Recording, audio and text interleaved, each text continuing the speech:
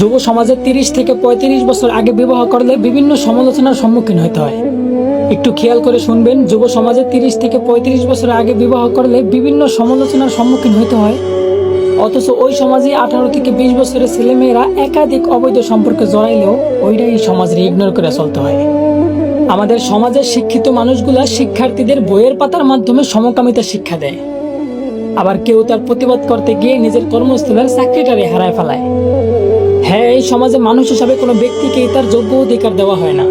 টাকা পয়সা আর ক্ষমতা আছে তো আপনি সমাজের নেতা, আর না থাকলে মানুষ বলেই গণ্য করা হয় না।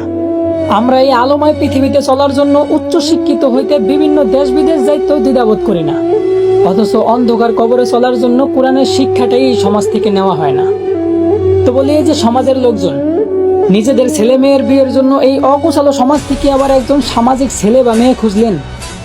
আচ্ছা, এই বিষয়টা কেমন হইল না, যে নিজেদের হাতেই সমাজের পরিবেশ নষ্ট করিয়া আবার ওই সমাজেই গাছ লাগিয়ে পরিবেশ বাঁচাইতে বললেন।